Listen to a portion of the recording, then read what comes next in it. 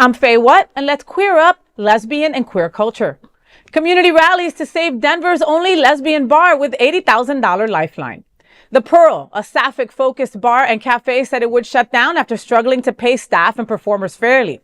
The venue, which relocated about a year ago to the historic Mercury Cafe, shared the news on Instagram Saturday, saying, quote, "Hey, lesbians." Hi.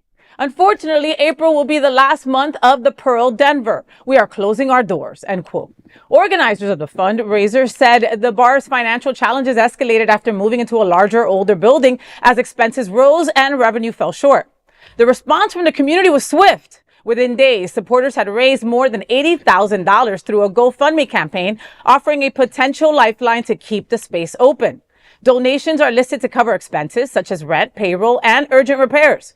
Fox affiliate KDVR reports that bar staff claimed their payroll checks bounced, which prompted them to ask the community to mark the GoFundMe as fraudulent. In a recent update, the organizers confirmed that the fundraising goal had been surpassed and donations were closed. But the GoFundMe page now reflects that donations will be refunded. Bar owners have been submitted documents to the state to dissolve Pearl Divers LLC. While the community has come together to save the Pearl, the questions remain about the long-term sustainability of such queer spaces. I don't know the Pearl. I don't know, but my lesbian senses are going beep, beep, beep, beep, beep, beep, beep, beep, beep, beep, beep. All right. Obviously, you're not spending those $80,000 on lube. So what is going on? I mean, like, even the staff is saying, wait a minute, there's something fraudulent about that GoFundMe. So as much as I am happy that our community comes together to help spaces like this, we have done stories from this table many times. There are only about 13 lesbian bars in the country at this point. 13! Okay, and that's not a lucky number in this aspect. All right, our spaces are closing down like wildfire. Right, so of course I love that the community came together to help them. But now on the tail end, it's a little shady right now. What's going on? And your wait staff. There are no more transparent people than bartenders and servers. Okay, understand that. All right, so if they're saying there's something up with this GoFundMe, look at it. We should be looking at it, And so the last when I went to their Instagram page to go see if anything else had been put up, the whole page was gone. Oh, well. Gone. Gone. That's the death knell right there when your social media is gone. I'm sorry, I need an ambulance and a neck brace because this story gave me whiplash. We did the hairpin U-turn. I was not expecting. This was like the cliffhanger better than Who Shot JR, if anybody's old enough to remember that reference.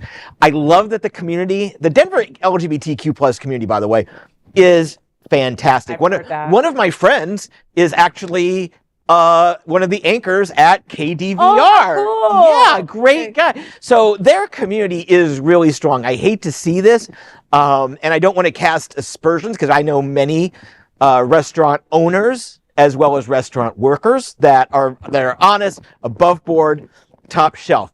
But I will say, don't piss off your servers and bartenders, like you said, because if I ever am doing an investigative report, there's a good chance my sources started with either a hairdresser, a bartender, or a server. 100%. And Bobby, I'm really curious as to what you think about this. You are an entrepreneur. You have started many businesses.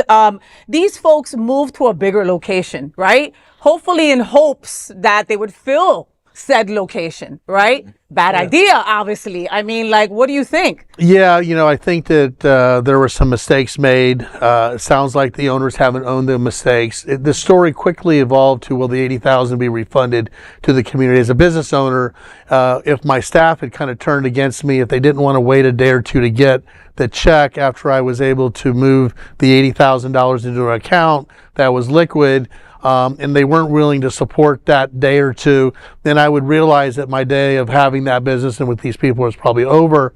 And my first priority would be to put out a press release and a notice, even a press conference, that this $80,000 plus will be fully refunded. Nobody will lose a penny. Thank you, community of Denver. It was a good run.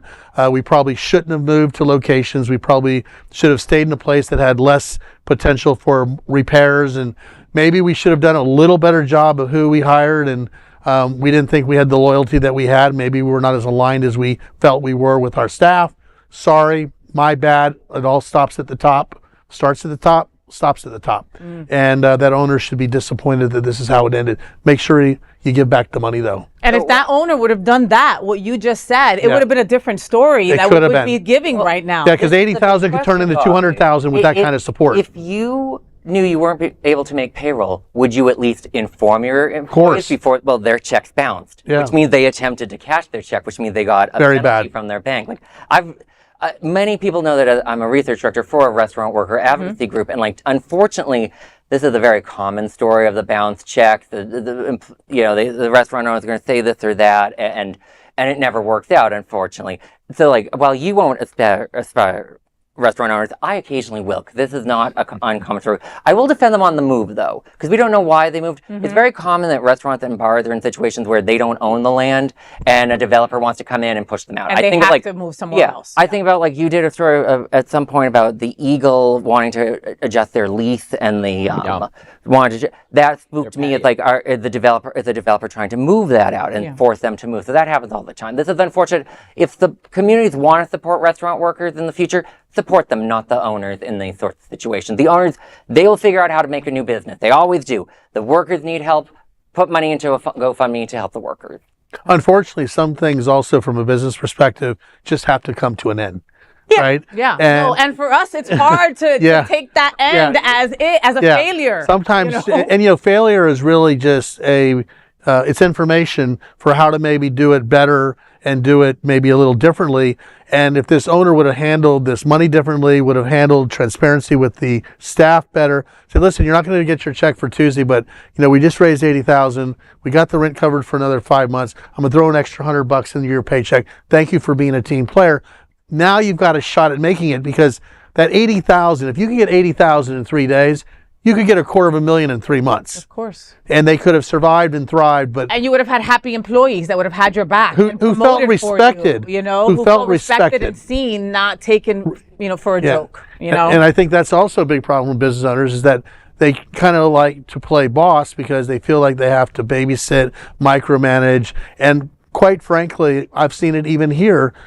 The owners and managers can be quite condescending, and don't ever underestimate the defeat that the staff feels. They show up for their job, they come with a smile, they're not happy. No. Yeah. Well, there is no other queer nonprofit media platform like this in the entire world. Support our LGBTQ stories by sharing them and subscribing to Queer News Tonight.